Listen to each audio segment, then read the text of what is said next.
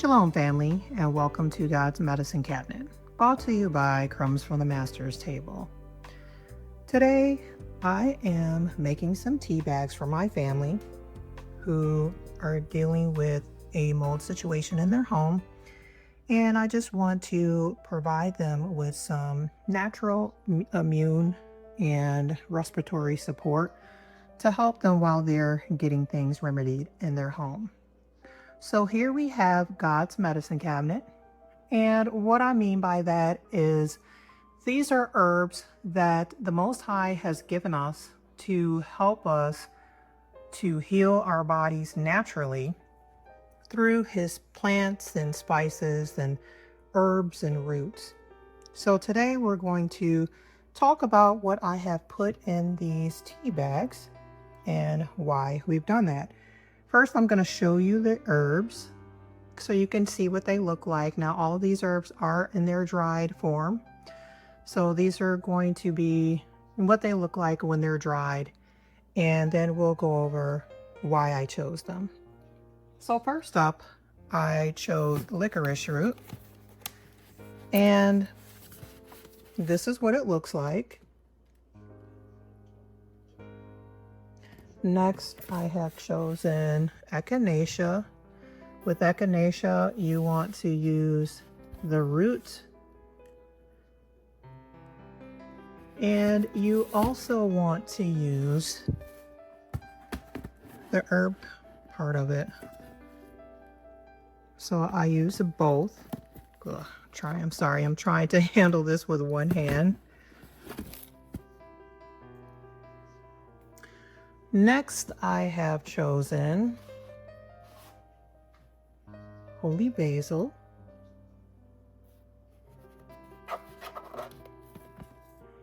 This is the holy basil. Then I have chosen peppermint. This peppermint leaf smells so good as soon as you open up the container. That fresh mint just hits you all at once. Then I have calendula. I use a lot of calendula. As you can see, I have 2 containers of that. And then as far as the tea bags go, the last ingredient I put in there is ginger root. So there are 2 other items that I have recommended taking alongside the tea bags, and we'll go ahead and show you those. So the other 2 things that I recommended is honey fermented garlic. And as you can see, when it comes to honey fermented garlic, I don't play. I have a lot of honey fermented garlic. This is a 1-gallon jar. I have been using this and giving it to family when they get sick, and it's just been great to have on hand. And yes, I did peel all of those garlic cloves myself, but I'm going to dish some of this out and give it to them. Honey fermented garlic is great. It lasts a very long time. This has been fermenting for almost a year now. You want to ferment it at least a month, but we'll get into all of that later. And I have here oil of wild oregano, and I like this brand because it's P73 strength, which is a very potent strength when it comes to oil of oregano. These are little small gel capsule pills, and they are vegetarian, so no pork gelatin here. They're very easy to swallow, but they are very potent. So if you hear some talking in the background, that's my little Bible player there. My husband and I have that playing in our house at all times. So let's go ahead and get into the reason why I chose these things. All right, family, before I go into the herbs I've selected, I must make this statement to protect you and me because the FDA don't play when it comes to this type of information. These statements have not been evaluated by the FDA.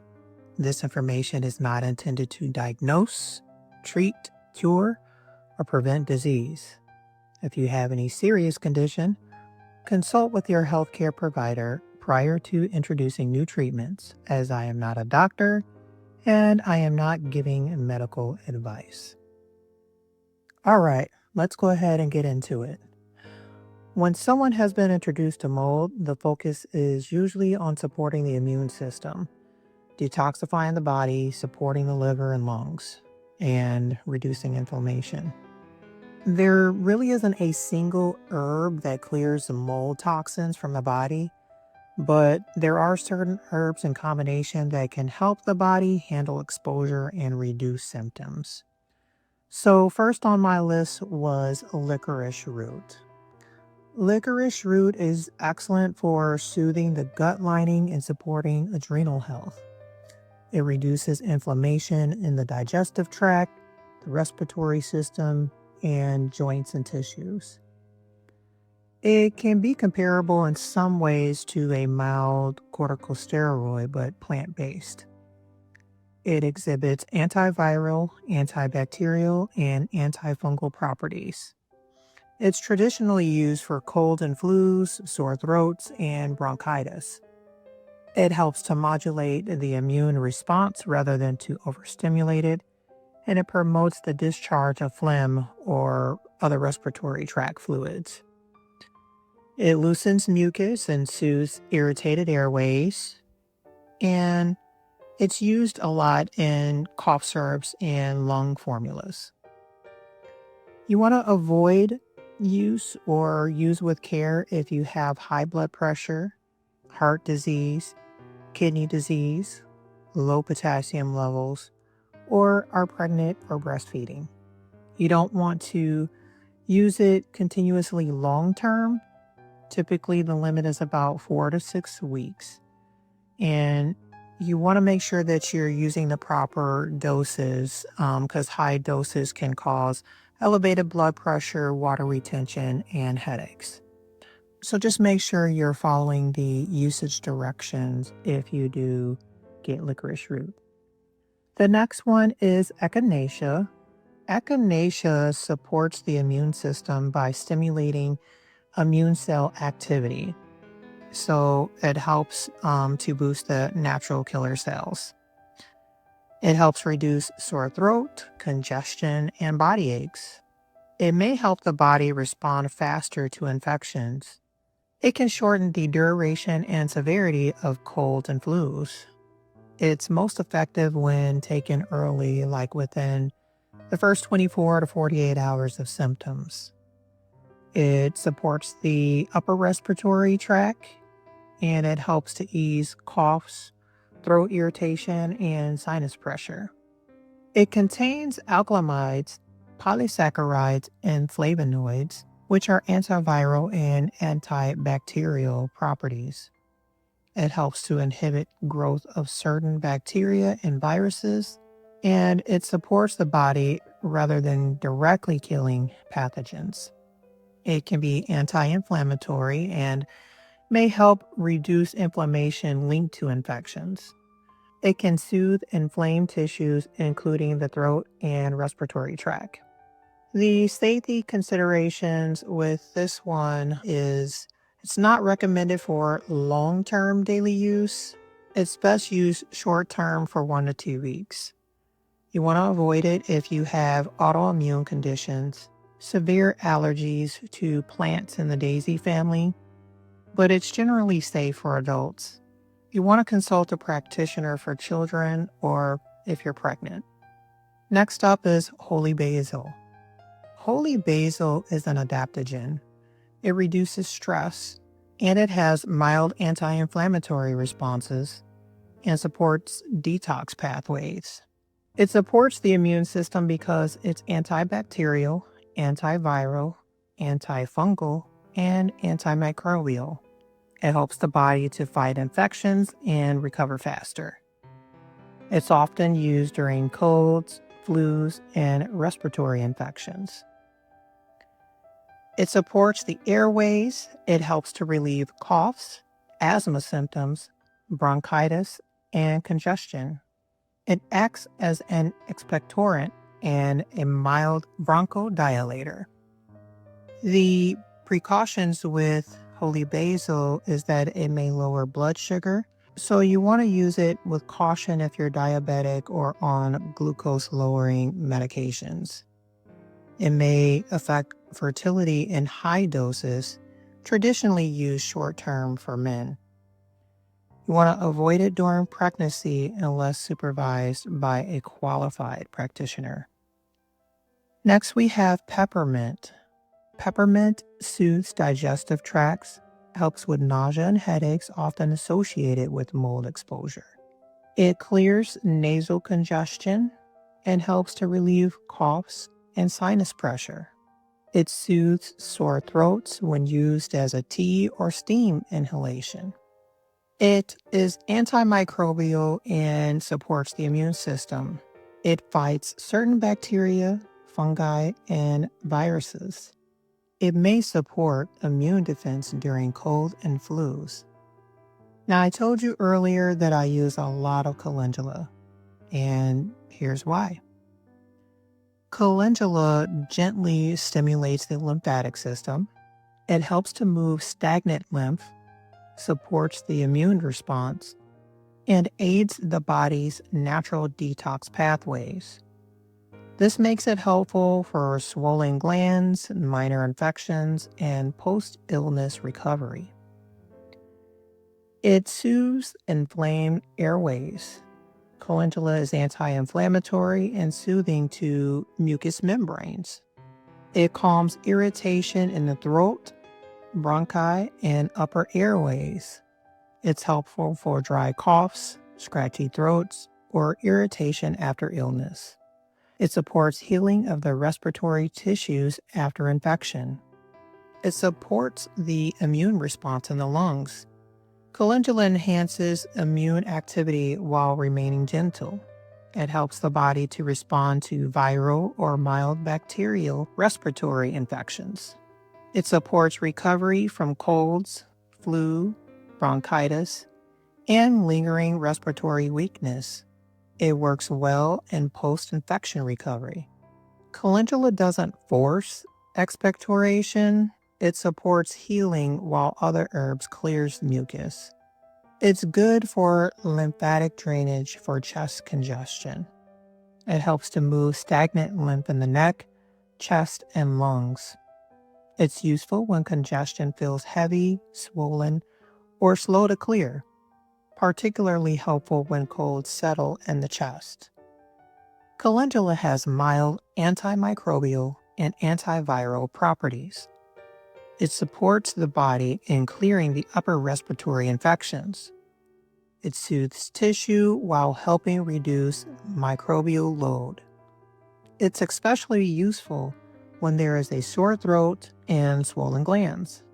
It can be very beneficial after exposure to smoke, dust, chemicals, or dry environments. It supports people with chronic throat irritation or voice strain. Calendula is very gentle and generally safe. You want to avoid internal use during pregnancy unless guided by a qualified practitioner. Those with ragweed family allergies should test the use of calendula cautiously.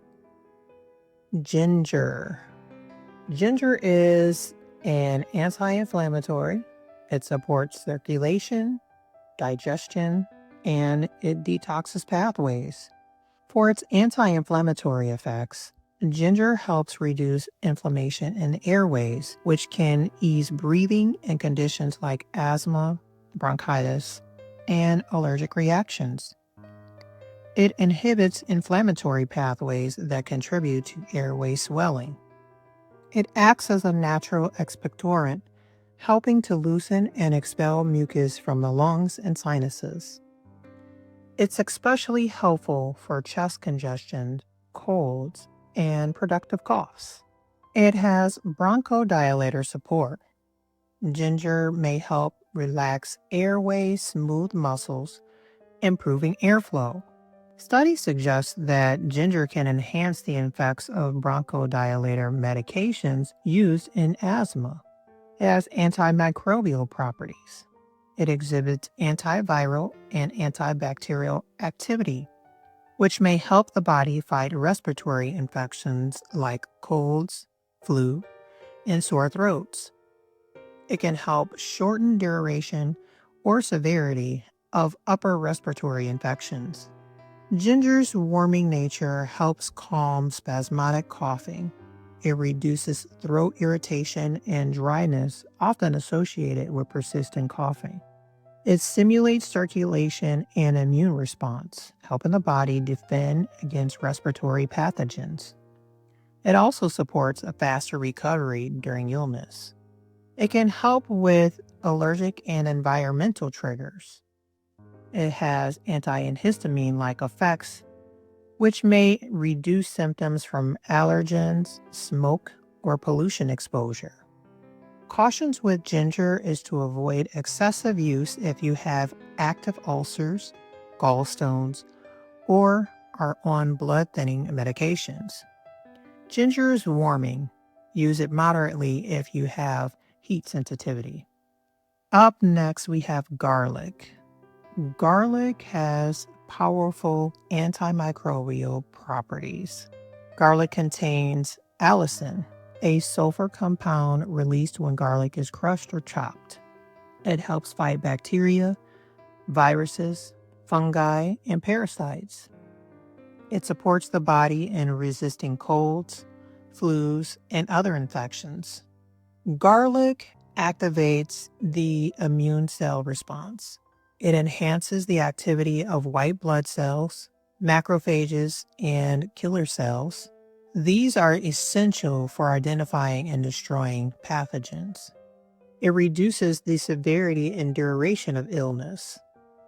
Regular garlic intake has been shown to lower the frequency of colds, shorten recovery time, and reduce symptom intensity. It's anti-inflammatory. Garlic helps to regulate inflammatory pathways, preventing the immune system from becoming overactive while still remaining effective. Garlic is a natural expectorant. It helps to loosen mucus, make coughs more productive, and clears congestion from the lungs and sinuses. It supports lung defense as its antimicrobial properties help to combat upper respiratory infections, bronchitis, sinus infections, and chest congestion. Garlic has demonstrated activity against viruses that commonly affect the respiratory tract. It enhances blood flow, which helps deliver immune compounds to lung tissues more efficiently. It has protective benefits like antioxidants, which protects lung tissues from oxidative damage. It supports detox pathways, which helps to clear toxins that burden the respiratory system. And it may reduce allergy-related inflammation. Now, how is honey fermented garlic different than regular garlic, which is what I'm working with? Honey fermented garlic is made by submerging raw, crushed garlic cloves into raw, unpasteurized honey and letting them naturally ferment for a few weeks to several months. The longer, the better. The natural yeast and bacteria that is formed during the fermentation process breaks down harsh sulfur compounds, creates organic acids and enzymes. It enhances preservation for long term. It reduces harsh sulfur burn. It increases antioxidant activity. And it synergizes the garlic and honey into a respiratory tonic. It's more gentle on the stomach because the fermentation softens the allicin into a more stable and gentler compound. It's ideal for people with sensitive digestion. It's longer lasting for its antimicrobial benefits. Raw garlic is strong, but it's short-lived. fermented garlic has a broader and more sustained antimicrobial effect. The honey itself is antibacterial and antiviral. The fermentation pre-digests compounds so the body can absorb the sulfur compounds more efficiently. And it uses immune supportive enzymes more readily because of its enhanced bioavailability. It supports gut health because it acts as a prebiotic. It feeds beneficial gut bacteria, and it aids in a healthier gut for stronger immunity. It has improved respiratory benefits because it's excellent for chronic coughs. It soothes inflamed and sore throat tissues and helps with hoarseness. It also helps to break up stubborn mucus without irritation. So raw garlic can be a little harsh and burn a little bit, but the honey fermentation makes it a lot smoother. The best ways to use garlic medicinally is for immune and respiratory support. Raw garlic is the most potent. You want to crush it and let it sit for 10 minutes before you consume it. Garlic honey by itself is excellent for coughs and sore throats. You can use a garlic tea for soothing chest congestion. Fermented garlic is going to be gentler on digestion and long-term immune support. The important notes about garlic is that raw garlic can irritate the stomach, so you want to start small. Fermented garlic is not as harsh. You want to avoid high doses if you're on blood thinners, and you want to stop using it before surgery. If you are fermenting the garlic using honey, you want to make sure that you keep the garlic fully submerged in the honey to prevent mold. And last but definitely not least, we have oregano oil. Now, the oregano oil that I showed you is oil of wild oregano, P73 strength. P73 is a potent antimicrobial that can help control fungal overgrowth and pathogenic bacteria. It contains carabinol and thymol, compounds known to fight bacteria, including some antibiotic-resistant strains, yeast and fungi, commonly used for candida overgrowth, and parasites. It's often used for gut infections, sinus infections, UTIs, and fungal skin issues. It has immune system support by helping the body defend against colds and flus and viral infections. It stimulates the immune response and may shorten illness duration when used early. It has respiratory health support. It acts as a natural expectorant and helps loosen mucus and ease coughs, bronchitis, and sinus congestion. Its antimicrobial action supports respiratory tract healing. It's not for long-term daily use without breaks. You want to avoid it during pregnancy or breastfeeding. It may affect gut flora if overused. P73 is a high-strength oregano oil with 73% carabinol. It's very powerful and therapeutic. Because of its potency, you want to be cautious with the use of P73 oregano oil. Okay, family, so that is my list, and I just gave you the benefits of these herbs for this particular situation, but they are very powerful herbs that can be used for many other situations. Now, there are other herbs that can be used to help, but I used the ones that I had on hand, and you may have saw some other ones that can be used as well, like mullein, thyme, or marshmallow root. I just didn't pick those because I didn't want this particular remedy to be super potent. I wanted it to be more supportive to their general health and respiratory support, as they're not showing serious signs of infection at this moment. Family, I hope that you enjoyed this one, and I will try to do more of these in the future, maybe not as in depth or maybe not so many herbs at once. I'll probably do one at a time or something to that effect. But we definitely want to give more discussion to the Most High's natural healing herbs for our bodies, as opposed to always seeking out a white coat for some pharmaceuticals that can treat a situation. I pray that you all are blessed and that you will join me for the next one.